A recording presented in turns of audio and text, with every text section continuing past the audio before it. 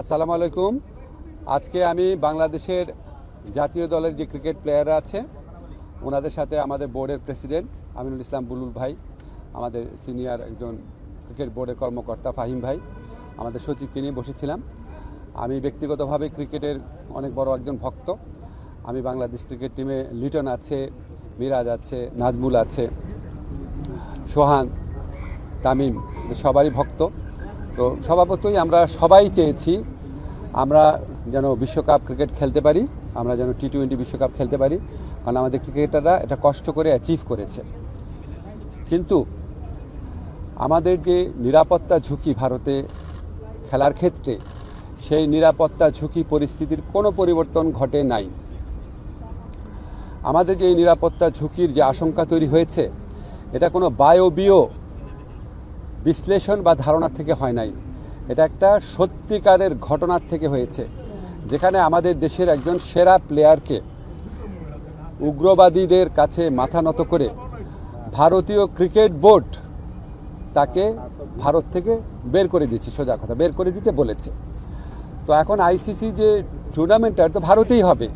ICC আমাদেরকে যতই বলুক নিরাপত্তা আশঙ্কা নেই, আইসিসি নামে তো আলাদা কোনো দেশ নাই। যেই দেশে আমার একটা প্লেয়ার নিরাপত্তা পায় নাই, এবং যেই দেশে ভারতীয় ক্রিকেট বোর্ড সরকারের একটা এক্সটেন্ডেড পার্ট, তারাই আমার প্লেয়ারকে উগ্রবাদীদের চাপে নিরাপত্তা দিতে ব্যর্থ বা অনীহ হয়েছে, সেই দেশেই খেলা হচ্ছে। সেই দেশের পুলিশ, সেই দেশের সিকিউরিটি এজেন্সিরই দায়িত্ব হবে ক্রিকেটারদেরকে নিরাপত্তা দেওয়া।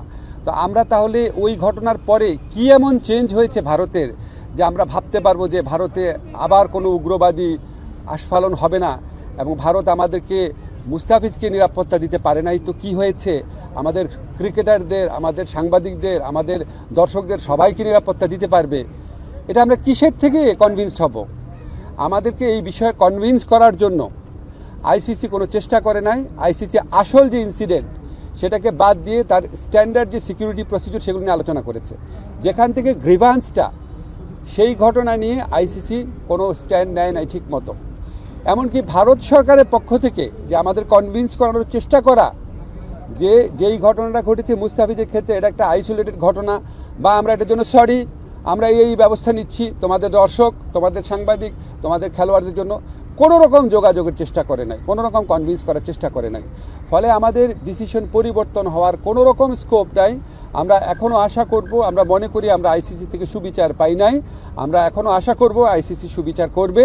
আমাদের যে বিশ্বকাপ খেলার যে অধিকার, যেটা শ্রীলঙ্কাতে আমাদের খেলার সুযোগ রয়েছে, এরকম বহু নজির পৃথিবীতে আছে যে অন্য একটা ভেন্যুতে সিকিউরিটি রিস্কের কারণে খেলা হচ্ছে, আমাদের এখানে জেনুইন সিকিউরিটি রিস্ক আছে।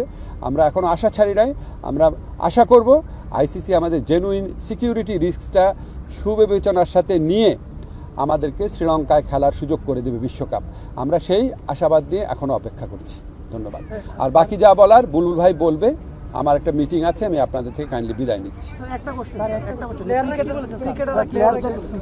আচ্ছা, আমি আজকে ক্রিকেটারদের সাথে যখন কথা বলেছি, আমি প্রথমেই বলেছি ক্রিকেটারদের সাথে আমার যা কথা হবে সেটা আমাদের ব্যক্তিগত ব্যাপার, আমাদের প্রিভিলেজ কমিউনিকেশন। তাদের কারো কথা আমি সাংবাদিকদের বলবো না, তারা নিজেরা বলতে চাইলে বলবে। আমার কোনো কথা তাদেরকে কি বলেছি সেটাও বলবো না, শুধু এইটুক বলবো, কারণ এটা একটা প্রিভিলেজ কমিউনিকেশন। আমি যদি বলি যে ক্রিকেটাররা কী বলেছে সব আপনাদের বলবো, তাহলে তো ওরা মন খুলে কথা বলতে পারবে না। আমাদের এই সাক্ষাতের উদ্দেশ্যটা ছিল আমরা সরকার কেন এই সিদ্ধান্তটা নিয়েছে সেটা তাদের ব্যাখ্যা করে বুঝিয়ে বলা, কনটেক্সটটা বলা। আমার কাছে মনে হয়েছে যে তারা এটা বুঝতে পেরেছে, এটাই পারপাস ছিল, আর কিছুই না। আর তারা কি বলেছে সেটা বলার অধিকার আমার নাই। একটা বিশ্বকাপ না খেলতে পারলে ক্রিকেটারদের যেমন ক্ষতি হবে, বোর্ডের ক্ষতি হবে, পুরো বাংলাদেশেরই ক্ষতি হবে, কারণ যারা দর্শক বলি, আমরা রেভিনিউর কথা বলি। বিশ্বকাপ খেললে বাংলাদেশে কি ক্ষতি হবে সেটাও আপনাদের বিবেচনা নেওয়া উচিত। মাথা নত করে নিজের দেশের মানুষকে সিকিউরিটি রিস্কের মধ্যে ফেলে এই আঞ্চলিক রাজনৈতিক পরিস্থিতি বিবেচনা না করে একটা জেনুইন রিস্কের মধ্যে নিজের দেশের শুধু খেলোয়াড় না, দর্শক এবং সাংবাদিকদেরকে ঠেলে দিলে কি ক্ষতি হতে পারে সেটাও আপনাদের সবার বিবেচনা নেওয়া উচিত। আমি আর যাচ্ছি। আচ্ছা, লাস্ট কোয়েশ্চেন বলেন।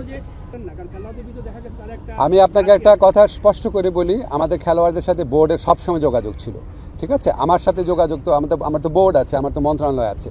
আর আপনাদেরকে আমি স্পষ্টভাবে জানিয়ে দেই, এই যে সিকিউরিটি রিস্কের কথা বিবেচনা করে ভারতে বিশ্বকাপ না খেলা, এটা আমাদের সরকারের সিদ্ধান্ত।